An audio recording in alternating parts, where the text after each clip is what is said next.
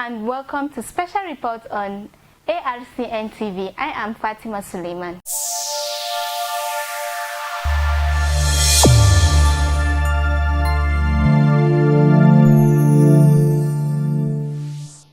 The minister, Senator Abubakar Kyari, ably represented by the Special Advisor on Youth and Agribusiness, commended organizer and he encouraged youth and women to participate in agriculture. Today's theme of this program is very, very important because we at the ministry, we realize that the whole Nigerian food system is supported by smallholder farmers, and women are the drivers of that. All the food that we consume or we eat or we export is actually being farmed mostly by women.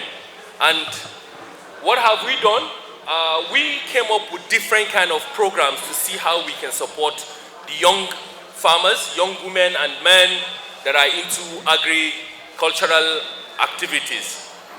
One of the first assignments that the Honorable Minister asked me to do was to come up with a suggestion on how we can create a program that is so attractive to the young Nigerian graduates for colleges of agriculture or any agricultural related program. So we came up with a program that is going to be launched very soon, but let me use the opportunity to give you guys expo. The young people, young farmers, are you here? Yeah. Are you ready for the expo? All right. So there is a program coming up that is called NAGFI, National Greenhouse Farming Initiative. The idea of this program, National Greenhouse Farming Initiative, NAGFI. So the idea of this program, or the concept of this program, is actually to provide greenhouses in every local government of this country, in every local government. We want to see how we can use, because of the challenges of the climate change, environment security challenges. So we want to see how we can bring agriculture closer to the people in a using scientific approach and using technology to mitigate the gaps that climate change is bringing to, the agricultural produce. So we came up with that initiative that is called National Greenhouse Farming Initiative, and the drivers of these programs, or the beneficiaries, 95% beneficiaries of this program are going to be women and youth. And, moreover, those that actually have gone to school to study any agricultural related course will also have an added advantage in benefiting from this program. We also have, under the leadership of my Minister, Senator Abubakar Kyari, as you are aware, there is a mechanization program of the Federal Ministry of Agriculture, Renewed Hope Mechanization Program. Under this Renewed Hope Mechanization Program, this is the first time that number of tractors is being imported into the country. At one time, we're importing about 10,000 tractors. 2,000 tractors are already on ground, which were launched by Mr. President. And not only bringing the tractors, there are programs that are attached to the Renewed Hope Mechanization Program. This is the first time we're trying to see how we can train women in tractor operations. We want to see how women will be the tractor operators. We want to see how women will be the mechanics. We want to see how women are going to be those people providing the after-sales support for this equipment.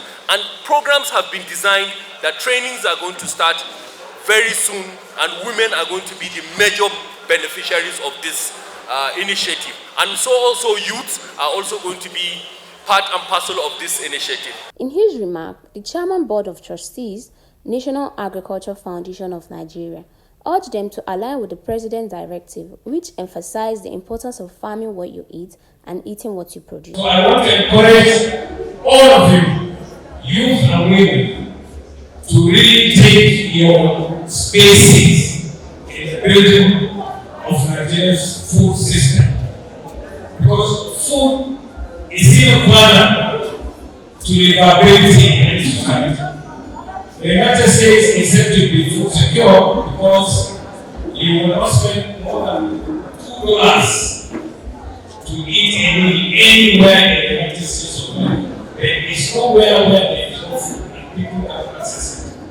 Food is the cheapest thing you see. That is why we say we have $50. In Nigeria, no matter what you have today, it's going to be very, or it will be next to impossible for you to have your fee of what you want at the time that you want it, and it is nutritionally balanced.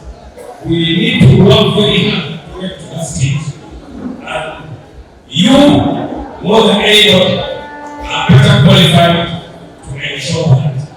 The theme of this year's agricultural show is empowering the smallholder farmers. Women hardly own land in this country, and that is something that should be corrected. Women are all called smallholder farmers. We want to see women as large players in the agricultural space. You are better managers because when you borrow anything, you pay up. You don't use that money to marry another wife. You are already a wife. No woman in Nigeria has two husbands, even though in some countries it's bigger, so people have. So women have two husbands.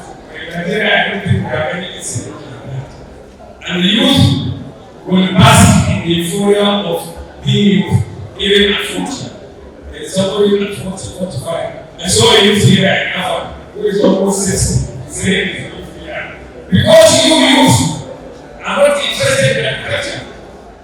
And I know that is different. Now there is IT, there is AI, and they can also be deployed in agricultural promotion. And it will help you to optimize your productivity. So the field is open to you, and we are happy today. The Honorable Minister of Agriculture graciously asked his essay on youth and agribusiness to be here. Now, as the president of agribusiness, the agribusiness group, I know that agriculture will not thrive if you don't have good agribusiness. Whatever you produce, if you don't get value for whatever it is that you produce, you will not produce it for very long. So these are serious twins. Agricultural productivity and agribusiness have to be working together, lockstep, to bring prosperity to any nation. So I believe when the time comes for the SAUs and agribusiness to talk, this one will be his constituency. I know that I will have to take the microphone from him because he's going to so energize the youth that this is the only place to be in agriculture. Do not go and join queues looking to be maybe staff in the immigration department or customs and get killed in very long queues. Please compete and all that. You can do that, you can make a lot more money than even your 1 year salary on half a hectare of land if you produce optimally. If you deploy good science, good technology, innovation, and IT, you really don't need government job. The minimum wage is what, 70,000 or is it 100,000? At some point in Nigeria, all this amount cannot even buy one bag of rice. So don't go there and don't think that that is the only way out. The best way out is to be able to do agriculture as a business. So I'm not going to take too much time. I want to see what the women and youth have been able to produce as we showcase it. And I want you to do more. I implore you to deploy a lot of processing. Don't ever sell anything you produce in its primary form. Add value and you get more.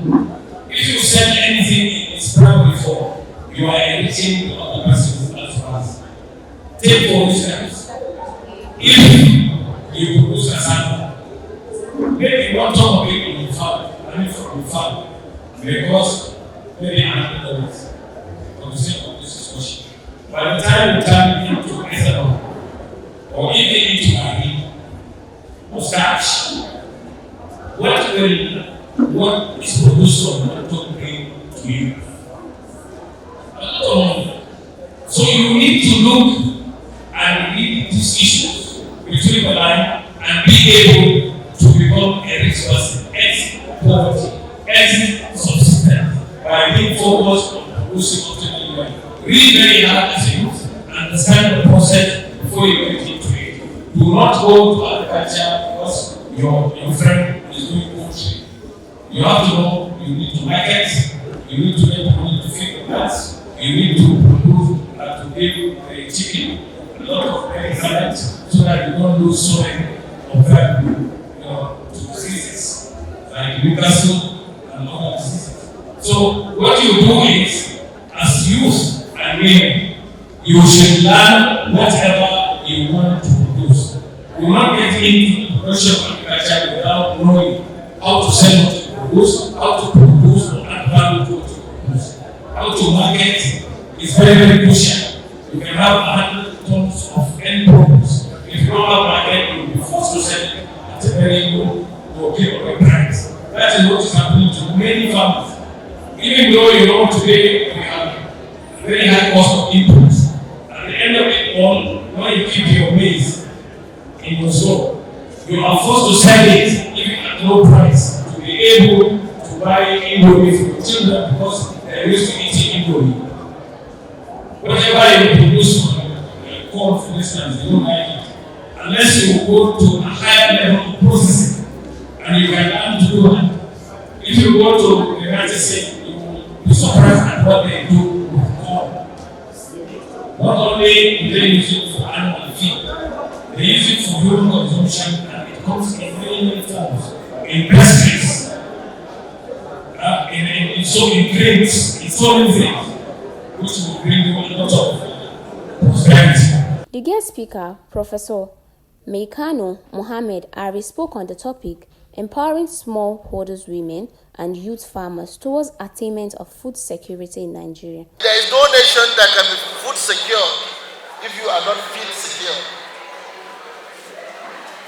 We are talking about a competitive youth and women that can breastfeed well, that can compete in sports, technical, scientific, and any other event because of the fact that they do not only have food, they also are supported by protein of animal source food that will enable them to develop to their fullest potentials.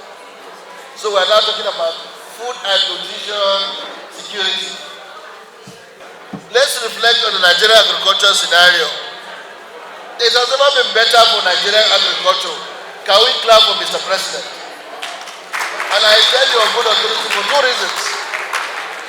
Prior to this year's, our budget line is only one. Federal Ministry of Agri and Food Security. Today our farmers are going to benefit in a multi-dimensional platform. We also have what? Federal Ministry of Livestock Development, that all are geared towards serving the Nigerian farmer. And the blue marine economy, all in support of the Nigerian farmer. This has never happened, it's unprecedented, and we must take full advantage of it. Now, we also have complementary agencies, that the Presidential Committee on Livestock Reform, chaired by the President himself, the marine resources, national policy intervention, and many other strategic opportunities from the World Bank to development partners and so on and so forth. That all are geared towards supporting Nigerian farmers. No, I'm not talking about Nigerian farmers. They are targeting women and youth in agriculture. That's never happened before. We are not talking about that. So, like the President mentioned, the only reason why we are in agri before was to meet our domestic and home needs. It is no longer so. The first point of interest is market. We must target markets. So what are the market opportunities?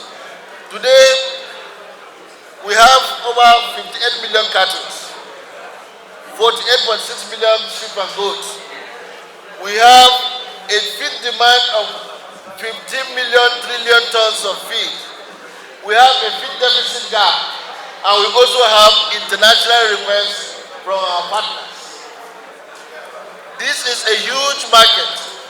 That is why I want to take your attention away from the conventional yam and maize and rice and look at feed, animal feed, because it is as opportunistic as any other crop, even more. You cannot have the poultry industry without maize and soya. Basic. You cannot have the cattle industry without browse plants, fodders, agricultural byproducts, and the rest of them. And these are at the purview of Nigerian young persons and women. Why are we interested in women and youth? You matter. You can see from the picture there. This is an event that happened yesterday. And it's a picture of the people that are here. When the women group came in, they came in their numbers. They came forcefully with dexterity and purpose that we are taking our destiny in the agricultural space in our hands. We have heard that without you, we won't have food in the kitchen. We have gone beyond that. You have dominated the research space. You have dominated the production space. You must also know that you have God-given talent in value addition. Processing gives you an edge. We cannot run away from the fact. You can see the population there. Young persons, one of Nigeria's strongest points is that we constitute over 70% of the Nigerian population. Young persons and women. So you are not just only the supporters of our food value chain, but you are in it. You are the drivers. You are the owners. We cannot do without you. We must also recognize the fact that if we don't put you at the front burner now, or if you don't take your rightful space as drivers of the food industry, the agricultural space, Nigeria will be left behind. All our opportunities, the $1 trillion opportunities that we have, especially in the feed and fodder sector, will not happen. Other dignitaries and stakeholders described the event as a crucial, highlighting its significance as a platform for farmers and stakeholders to showcase their latest technology and innovation. Women constitute above 70% of the workforce of agriculture in Nigeria. And it can take time that people see women talking about women as emotional blackmailing. People view it as over-ranting. There is no name they did not give when you discuss about women. And you know, youths, active youths, is the people we are preaching that they should see agriculture as business and not work of the retired people in the society. And if we want actually to attain food security, women and youth must be empowered. Empowerment of women and youth cannot be overemphasized. Whenever we discuss about empowering women and youth and people with disabilities, we know we are working about inclusion, total inclusion. Sometimes men will ask us why women and youth. What about them? We actually know that society as it is has favored the men. They call it men world. So we don't need to fight for those who have edge already. So we are trying to incorporate those who are behind the bar, which is the women and youth. If you come to the data of agricultural cultivable land, it shows that 34 million hectares are agreeable. That is a place where agriculture can take place. But most of this land are underutilized. Why do we call women the bedrock of homes and society food security? If you come to the home, even if a man is providing 100% of the food at home, a woman decides what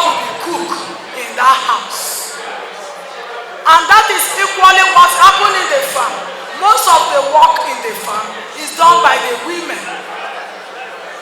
But they see women as just a subject of labor, because harvesting is the women, going to the market is the women, but the money from the farm is for the men, because they own larger portion of the productive force. Packaging is the process of enclosing and protecting your products so that it can be safely what? Transported, it can be stored and presented to customers.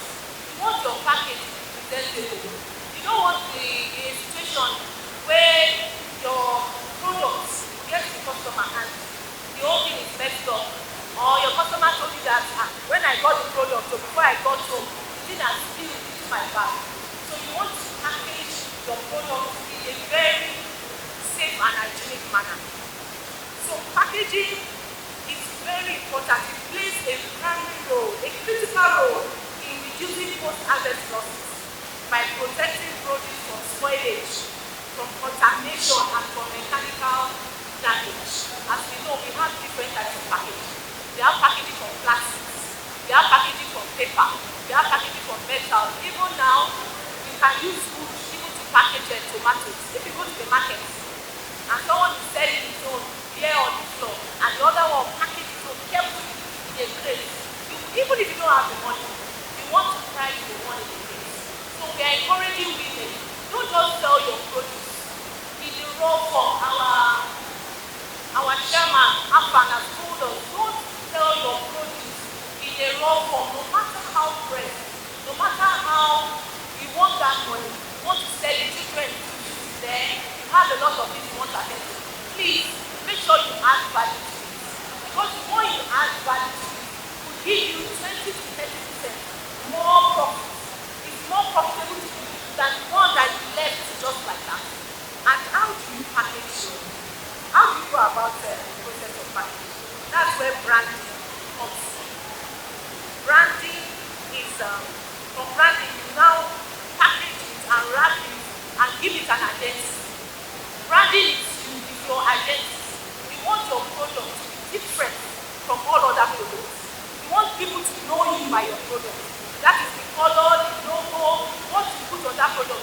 Let them say that it's Madam Ogoda Attitude. That's branding. You want to brand it in a way that anywhere it goes to in Nigeria, they know that it's a Madam Ogoda product. And that one gives a kind of loyalty. It gives a kind of trust to your product. People believe in your product because you have already branded it.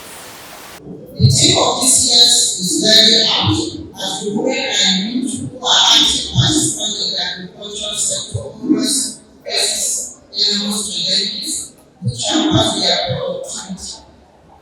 As a group, women have always been engaged in agriculture in all the value chains, from production, processing, marketing, every aspect of the value chain, women are involved. And the youth, on the other hand, are also very active from preparing and harvesting all around the value chain.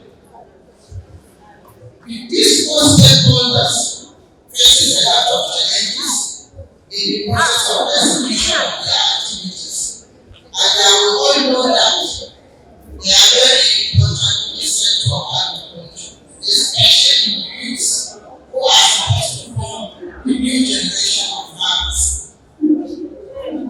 In this regard, it is therefore very necessary that we strengthen the women and youth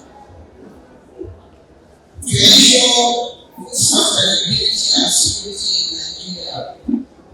It is our hope that this seminar will enrich us, taking into consideration that we have carefully selected the presenters and the reporters due to their good track records and their wealth of experiences. Professor has been a participant right from 2007. We started the cultural show with him. I would like all of that participants to be active contributors to this session. I wish all of us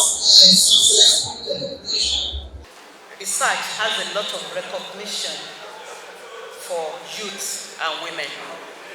Because truthfully, it's youth that does research. Any research not started by the youth is likely to be handed over by our fathers, prosa, so that we can get a very good conclusion. And very importantly too, research also recognizes women. I want to tell you secretly that when you are bidding for grants for a woman, Prof, you minus some years for women. So when they say if you are 45, you don't apply. A woman at 47, you go, as long as you are not yet 50. So we want to appreciate that from the research angle, the council have shifted attention to what we call demand-driven research. And that is why we are here. We want to hear from farmers. We want it to be the first and the last. Farmer first, farmer last. We want to hear from you. Don't just want to go to the laboratory or go to the field to do research. We want to solve problems. So what we call it is demand-driven research. Since the research result is coming back to farmer, it is just important that it starts from you. And over the years, from experience, we have seen those are the research that are sellable or highly adopted. Adopted and not abandoned after adoption, because we have abandoned, you have adopted. But because going through the process, we didn't go through with you, you start having problem and it has been abandoned. To avoid that, we want you to tell us the problem you are encountering on the farm. We want to research into it and bring the results back to you and not on the shelf.